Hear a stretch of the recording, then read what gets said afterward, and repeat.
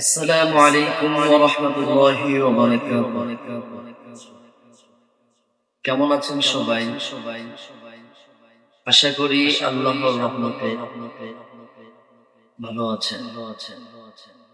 আজকে আমি আপনাদের সম্মুখে এমন একটি আমল নিয়ে হাজির হয়েছি যা আপনারাও খুঁজতেছিলেন এবং আমার কাছে বহু মানুষে প্রশ্ন করেছেন কিভাবে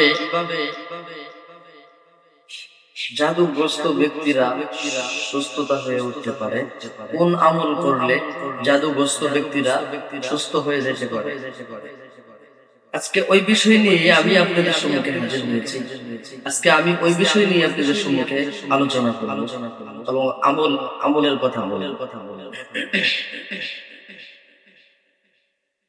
তো আসেন আমরা আগে আমলের কথা শুনি। আমলটি করতে হয় ফজরের নামাজের পরে এবং আসরের নামাজের পরে।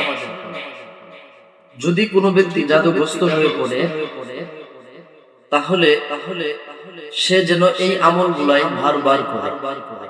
কেউ যদি বুঝতে পারে যে মানুষের সাথে তার শত্রুতার সৃষ্টি হয়ে গেছে, মানুষ তার পিছনে লেগে আছে, তাহলে সে যেন এই আমলটা রেগুলার করে।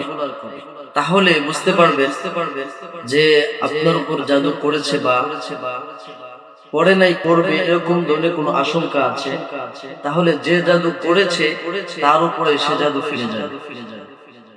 আমলটা কিভাবে করবেন?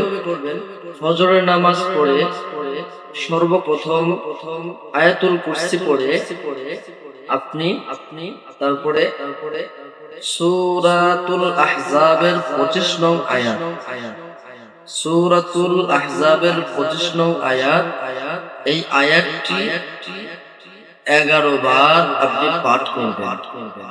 তারপরে জায়নামাজ থেকে উঠে আপনি একটি গ্লাস নিবেন, গ্লাসের ভিতরে পানি নিয়ে আবার আপনি ওই জায়নামাজে বসে যাবেন।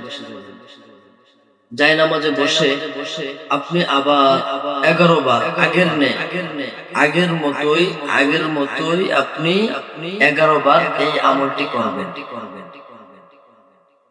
সূরা আহজাবের 25 নং আয়াতটি হচ্ছে ওয়ারাদাল্লাহু আল্লাযীনা কাফারু বিগাইযিহিম লাম ইয়ানালু খায়রা ওয়া কাফাল্লাহুল মুমিনিনাল কিতাল ওয়া কানাল্লাহু কাওয়িয়্যান আযীযা।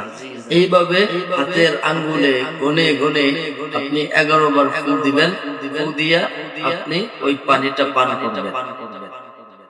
নামাজের পরে আয়াতুল কুরসি পড়ার পর আপনি যখন 11 বার পড়বেন, প্রত্যেকবার পড়া হয়ে গেলে হাতের মধ্যে ফু দিয়ে মাথা থেকে নিয়ে এভাবে সারা শরীর মুছে দিবেন।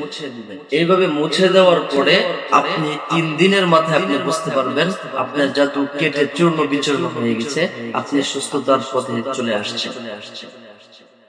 এই ছিল আজকে আমার মূল বিষয়। এরকম ধরনের আরো সুন্দর ভিডিও পেতে, ভালো উপকারী ভিডিও পেতে আমাদের চ্যানেলটি সাবস্ক্রাইব করে লাইক এবং শেয়ার করে আমাদের পাশেই থাকবেন। আসসালামু আলাইকুম ওয়া রাহমাতুল্লাহি ওয়া বারাকাতুহু।